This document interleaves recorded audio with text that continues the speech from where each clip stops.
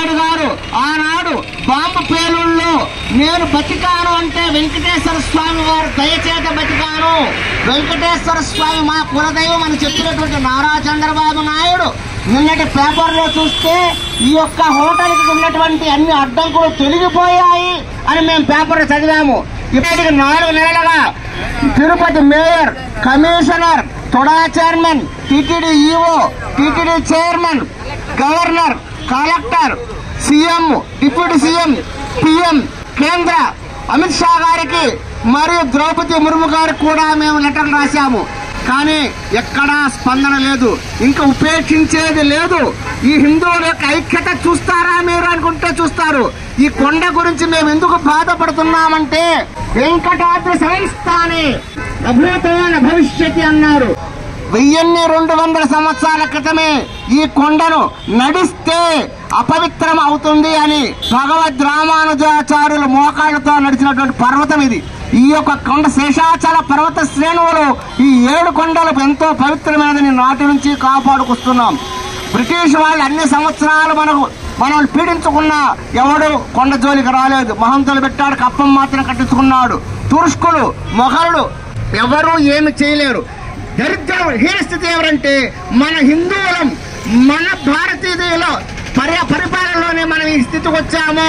బయట వాళ్ళ వల్ల కాదు, మన వాళ్ళే మనకు వెన్నుపోటు పొడుస్తున్నారు. హిందువులారా, దీనికి కారణం మనలో ఐక్యత లేకపోవడమే. అందరూ సమానమే కాదని చెప్పడం లేదు. ధర్మానికి ఎవడడ్డొచ్చినా సరే అడ్డంగా నరకైనా వెళ్ళాలి అన్నదే ధర్మం చెప్తా ఉంది. మీరు కాబట్టి తెలుసుకోండి దీని గురించి. పురాణితుడు శృంగారరాయుడు చెలువ మీరిన కొండ, పనిరాజు పేరిటి పసిడి కొండ, ఘన పుష్పజాతులెల్ల పూజింపగల కొండ, ఆళ్వారులకు నిజ వైకుంఠమైన కొండ, గొడ దురితముల్బాయు కోనేరుగల కొండ, చిలుకలల్ కోవెలల్ చలరియారడి కొండ, మృగరాజు కోట్లను మెలుగు కొండ, అసుర వైరులకు ప్రత్యక్షమైన కొండ, ఏను కొడగంటి శ్రీ వెంకటేశ్వరుని కొండ అని అప్పట్లో ఆళ్వారు ప్రతిష్ఠించారు. ఈ పవిత్రతనే కులశేఖర ఆళ్వారు అన్నట్టు ఈ తిరుమల క్షేత్రంలో చీమగానైనా, మనిషిగానైనా, దోమగానైనా, చివరికి మట్టి రేణుగానైనా పుడితే చాలు మా జీవితం ధన్యమైపోతుందని ఆ కులశేఖర ఆళ్వారు నాడు చెప్పాడు. అటువంటి పవిత్ర క్షేత్రంలో ఈ రోజు ఈ విధంగా అన్యాయం మన వాళ్లే మనకు చేస్తుంటే, అమ్మే అన్నం పెట్టకుండా ఉంటే ఎవరికి చెప్పుకోవాలి ఆ బిడ్డడు?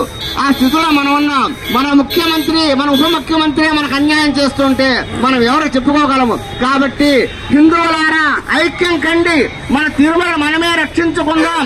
అసురులు ఎక్కడో లేరు, మనలోనే ఉన్నారు ఈ అసురులు. ఈ అసురులకు వైరి ఆ వెంకటేశ్వర స్వామి కళ్ళు తెరువు, మాలోకి నువ్వు ఆవహించు, మమ్మల్ని బలవంతులు చేసి ఈ యొక్క తిరుమల క్షేత్రాన్ని రక్షించే అదృష్టాన్ని, శక్తిని మాకు ప్రసాదించు. కలియుగంలో దేవుడు ప్రత్యక్షమవుడు కేవలం ఇటువంటి వారి ద్వారానే ఈ యొక్క కార్యక్రమం జయప్రదమయ్యి ఈ యొక్క ఉమరాయి ఉండొచ్చు, ట్రైడాట్ ఉండొచ్చు, ముంతాజ్ ఏదైనా సరే ఈ పర్వత స్థానంలో కట్టద్దండి. మేము వ్యతిరేకం కాదు, హోటల్ కట్టడానికి, ఉద్యోగాలకు వ్యతిరేకం కాదు. కేవలం ఈ 67 ఎకరాలు కొండ చుట్టూ స్థలాన్ని వదిలేయండి అయ్యా బాబు, మీకు పుణ్యం ఉంటుంది. రేణుగుంట, కరగంబాడి మొత్తం స్థలం దండిగా గవర్నమెంట్ స్థలం కట్టుకోండి, హోటల్స్ వద్దని చెప్పలా. నారా చంద్రబాబు నాయుడు గారు, పవన్ కళ్యాణ్ గారు సభాముఖంగా మళ్లీ మిమ్మల్ని హెచ్చరిస్తున్నాం. దయచేసి వీటికి మీరు ఇచ్చిన జీవో రద్దు చేయకపోతే ఈ యొక్క ప్రబంధనాన్ని మీరు చవి చూడాల్సి వస్తుంది. ఇది స్వామివారి పాదాల ముందు భీష్మ ఏకాదశి రోజు మేము చేస్తున్న భీష్మ ప్రతిజ్ఞ. జై శ్రీ